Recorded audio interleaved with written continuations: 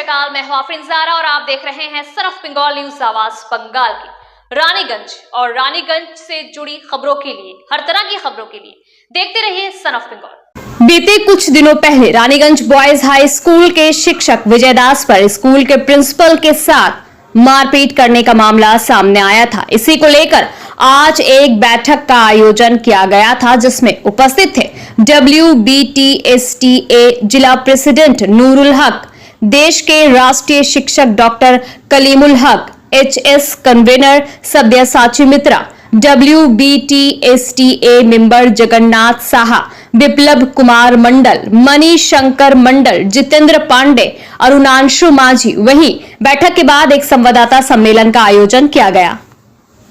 শিক্ষক একজন প্রধান শিক্ষককে এইভাবে আইন নিজের হাতে তুলে নিয়ে অ্যাসাল্ট করতে পারে, এটা আমি স্বপ্নেও ভাবিনি।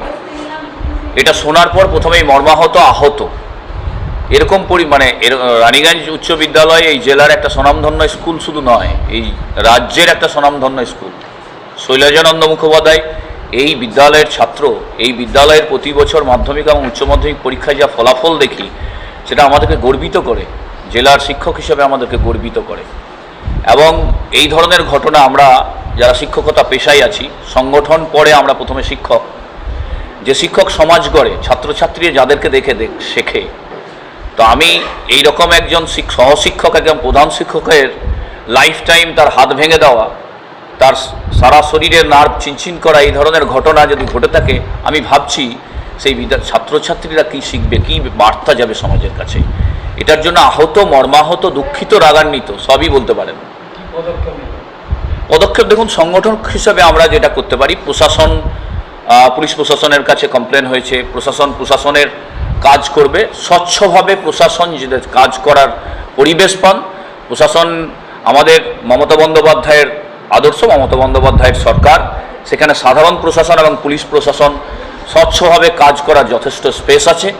আমরা সেই বিশ্বাস রাখি মমতা বন্দ্যোপাধ্যায়ের সৈনিক হিসাবে, যে স্বচ্ছভাবে প্রশাসন কাজ করবেন, দেখবেন কে দোষী কে নির্দোষ, বিচার বিবেচনার মাধ্যমে আইনের পথে চলবে। এই মুহূর্তে কি করবেন? আমরা দুটো দলেরই সদস্য যারা রয়েছেন, একদিকে সদস্য, কে সংগঠনের সদস্য নয়, that is not the matter.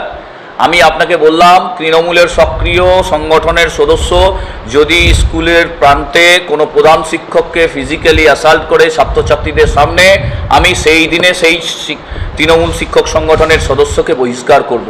আমি দাবি করব না, কারণ আমার সংগঠন ওই শিক্ষককে চায় না। স্যার, এখন এই বৈঠকে আপনারা টিচারদের কল্পনা করতেও পারেনি যে শিক্ষাঙ্গনে এইরকম একটা পরিবেশ রয়েছে। শিক্ষক শিক্ষিকাদের মধ্যে যদি সুন্দর পরিবেশ, সৌহার্দ্যমূলক পরিবেশ যদি না থাকে, তাহলে শিক্ষাদানের সঠিক পরিবেশ সেটা নয়। ছাত্রছাত্রীদের কাছে সঠিকভাবে শিক্ষাদান, পাঠদানের উপযুক্ত পরিবেশ কিন্তু এটা নয়। তো উপযুক্ত পরিবেশ ফেরানোর লক্ষ্যে এই সংগঠন কাজ করবে সর্বদা। এই সংগঠনের কাজই হচ্ছে, গান্ধীজি যেমন সত্যাগ্রহ আন্দোলনের মাধ্যমে ভারতবাসীর মধ্যে স্বাধীনতার স্প্রিয়া এবং তাদেরকে ভালো মানুষ হওয়ার কথা বলেছেন, এই সংগঠনের উদ্দেশ্য কিন্তু ভালো শিক্ষক হওয়ার কথা বলে সর্বত। শিক্ষা যে একটা ব্রত, সেই শিক্ষা ব্রতী হওয়ার কথা বলে। কোনো শিক্ষক যদি শিক্ষাঙ্গনে পাঠদান থেকে বিরত থাকতে চায়, সে ক্লাসে যদি না যেতে চায়, সে যদি তার ছাত্রছাত্রীদের মূল্যায়ন না করতে চায়, সেই শিক্ষককে আমরা শিক্ষক মনে করি না। সেই শিক্ষক, তার শিক্ষক সত্তা তার লুপ্ত হয়ে গেছে। তো সেই শিক্ষক, আমাদের কাজ হলো যে শিক্ষাব্রতী তৈরি করা, শিক্ষকদের প্রাথমিক কাজ পাঠদান করা, ছাত্রছাত্রীদের মূল্যায়ন করা, ভালো শিক্ষক হওয়া, এটা প্রাথমিক কাজ। দেখুন, আমাদের সংগঠনের স্বার্থ কি? সংগঠনের স্বার্থ তৃণমূল শিক্ষক সংগঠন, তার ছায়াতলে আমরা আছি। আমরা চাইব এই সংগঠনের আদর্শের মাধ্যমে মানুষকে সংগঠনমুখী করা, তৃণমূলমুখী করা। তো প্রথমে যদি আমি ভালো শিক্ষক না হই, তাহলে অভিভাবক, অভিভাবিকা, ছাত্র ছাত্রীরা আমার দ্বারা কিভাবে অনুপ্রাণিত হবে, আমার দ্বারা কিভাবে সমৃদ্ধ হবে? তা আমি তৃণমূলের নাম ধরে, তৃণমূল সংগঠনের নাম ধরে যদি খারাপ কাজ করে থাকি, একটা শিক্ষককে যদি ফিজিক্যালি অ্যাসাল্ট করে থাকি, আইন নিজের হাতে নিয়ে থাকি, সমাজে কি বার্তা যাবে? এটা সংগঠন সমৃদ্ধ হবে না, সংগঠন ক্ষতিগ্রস্ত হবে, দল ক্ষতিগ্রস্ত হবে। এটার বিপক্ষে আমরা আছে, ম্যানেজিং কমিটিতে আছে। আপনারা মিটিং করুন, রেজুলেশন করুন, বিশাখা কমিটি আছে, রেজুলেশন করুন। আপনারা সর্বোচ্চ ম্যানেজিং কমিটিতে রেজুলেশন করে, ম্যানেজিং কমিটিতে সঠিক পদক্ষেপ নিয়ে ডিআই, এডিআই যে রয়েছেন সেখানে জানানো, সর্বোপরি বোর্ডকে জানানো। আইন সম্মতভাবে যা যা করণীয় তা করার কথা বলেছি।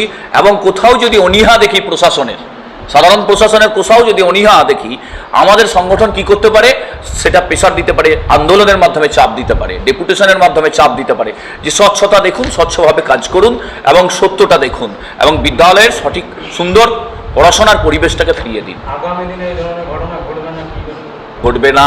স্যার একটা জিনিস আমাদেরকে বিদ্যালয়ের ম্যানেজিং কমিটি এবং বিদ্যালয়ের একাডেমিক কাউন্সিল এবং বিদ্যালয়ের যে স্টাফ কাউন্সিল আছে, স্টাফ কাউন্সিলের বা স্টাফ রুমের পরিবেশ ফিরিয়ে আনার জন্য স্টাফ কাউন্সিলের রেজুলেশন নিতে হবে এবং সেই রেজুলেশন ম্যানেজার বিদ্যালয়ে মানে ক্লাস অ্যালটমেন্ট করা হচ্ছে, ক্লাসে যাচ্ছে না, তার জন্য একাডেমিক কাউন্সিল রেজুলেশন দেবে। সেই একাডেমিক কাউন্সিল আপনার সর্বোচ্চ যে ম্যানেজিং কমিটিকে জানাবেন, ম্যানেজিং কমিটি বোর্ডকে জানাবেন, এডিআইকে জানাবেন। এই রাস্তাটা আমরা বাতলে দিতে পারি এবং এই রাস্তায় কোথাও যদি অনীহা দেখি, গভর্নমেন্টের সরকারের কোনো জায়গায় যদি অনীহা দেখি, কোনো সরকারি অফিসার কারোর দ্বারাই প্রযোজিত হয়ে অনীহা করছেন, সেক্ষেত্রে সংগঠন পদক্ষেপ দেবে এবং সংগঠন সেটাকে ত্বরান্বিত করার চেষ্টা করবেন। মমতা বন্দ্যোপাধ্যায়ের সরকার স্বচ্ছতার সরকার, স্বচ্ছ প্রশাসন, সেই স্বচ্ছতা বজায় রাখার লক্ষ্যে এই সংগঠন কাজ করে যাবে। আচ্ছা, सन ऑफ बंगाल के माध्यम से हर खबर आप तक सबसे पहले पहुंचाई जाती है। सन ऑफ बंगाल जहां यूट्यूब, फेसबुक और वेबसाइट हर जगह पे है। हमारे यूट्यूब पे आप देखिए सन ऑफ बंगाल की खबरें। इसके अलावा सब्सक्राइब कीजिए, फेसबुक पे जाइए, फेसबुक पेज को फॉलो कीजिए। इसके अलावा हमारे वेबसाइट पर भी जाकर आप देख सकते हैं हर तरह की खबरें सबसे पहले। जी हाँ, हमारा वेबसाइट है www.sonofbengal.in। धन्यवाद।